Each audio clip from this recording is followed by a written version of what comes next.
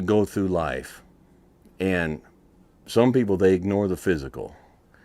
They ignore the physical. Some men, some young men these days, they spend their life sitting on the couch, playing video games, scrolling on their phone. They don't know what it is to go out and work and to cut firewood, to be able to change a tire, to be able to go out and sweat, to be able to fix a leaky roof, to mow the yard, to go hunting, to go fishing, to be able to just go out and do something. And ladies these days, they don't know how to do that either. And I'm not doing the whole gender thing. You got to do one or the other. But to be able to cook a really good complete meal, to be able to hunt, ladies, to be able to plant a garden, to be able to raise flowers, to be able to physically do it, we're not complete, and we feel squishy, we feel soggy, we feel blobby, we feel like those people on that spaceship in that cartoon Wall-E. Just somebody does everything for us. And if the whole world were to fall apart, people would be helpless. They can't do anything for themselves. They're not complete physically. The soul. The soul is how you react to the world around you. That's where art comes in. Listen, I'm going to speak back to the guys. Guys, read some poetry. Listen to some classical music. Check out some paintings. There's more to life than work and beer and women.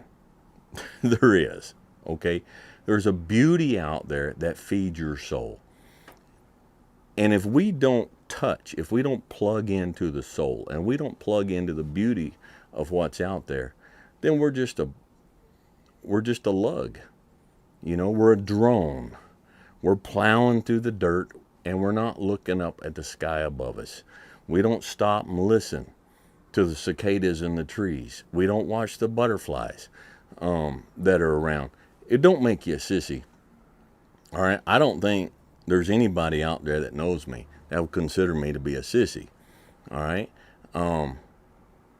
but I went to I remember one time had about a 3-day layover in Sydney, Australia.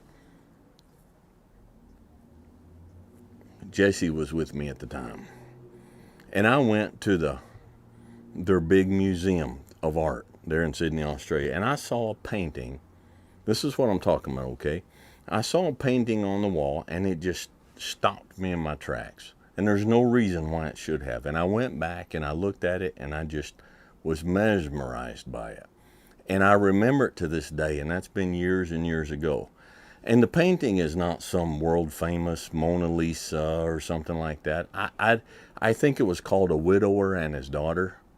And it was just a very masculine looking man in full Victorian, it was back in the Victorian area, with a little girl that he was doting on. It was just him and that little girl. And it was A Widower and His Daughter, I think's the name of the painting.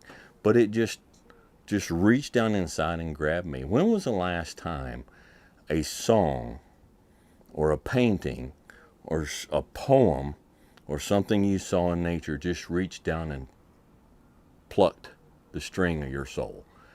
You need that. You need that. And it's a big thing today to deny the spiritual. All right? But if we don't understand that there's something bigger, something greater, something wiser than we are, something beyond us, then there's a whole chunk of our soul that will never be complete. We need some thankfulness in our life, and we need humility in our life. And you will not get gratitude and humility except from something that's bigger and greater than you are. In the Bible again, God calls David. You remember, if you've had any Sunday school at all, you remember David and Goliath? David grows up to become the king of Israel. David wrote the book of Psalms, which is a book full of just poetry and music. He's the only man in Scripture that God called a man after my own heart. Now think about that. David wasn't a perfect man. He committed some pretty bad sins. Okay, he did some pretty bad stuff, and he repented of it, and God forgave him. But he's the only man in Scripture. Now, there's other men God called. He called Moses his friend. But David, he said, that's a man after my own heart. David was a great warrior. He was very renowned in battle. He was also a man who played musical instruments and wrote poetry and wrote great, beautiful songs and painted pictures with words. But he was a man who worshiped God, from the very core of his being. He was the man in Scripture who was most in touch with all three parts, his Trinity that God had created: body, soul, and spirit. We have a very unbalanced world today, full of imbalanced people.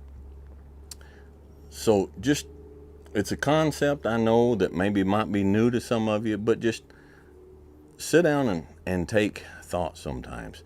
And you feel like there's a big hole in your life. You feel like you're not getting, and I don't mean getting as in money and jobs and stuff, but you're not achieving what you were intended to achieve. You may be only a third of a person.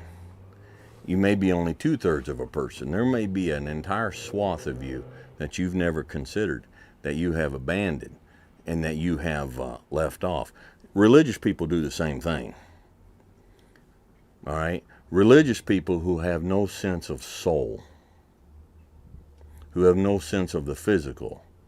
That's where you get these fat, loud, out of shape religious people who, if they thought they could get away with it legally, would burn you at the stake because you don't believe what they believe.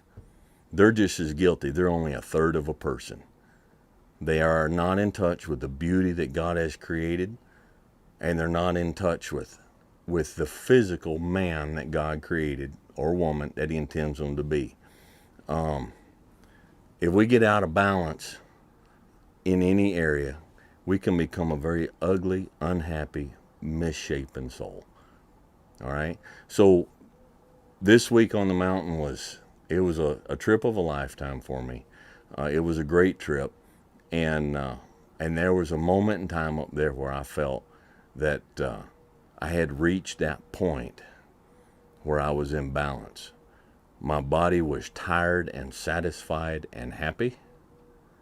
My soul was full to overflowing with the beauty and the joy that was around me. And all I could do was turn around and humbly give thanks and gratitude to the God who had made it all possible. So, just want to give you something to think about. I hope it helps you. If you'll just do me a favor, click like, if anything, on this video if you like it. Now, don't lie. If you don't like it, don't click like. Click that share button and send it to somebody if you think of somebody that this might encourage a little bit and help. And just stay tuned. I appreciate all the support. I appreciate everybody sticking around. And I just want to help you out. I just want you to live your best life. All right? So this is Dwayne, and we'll catch you guys later.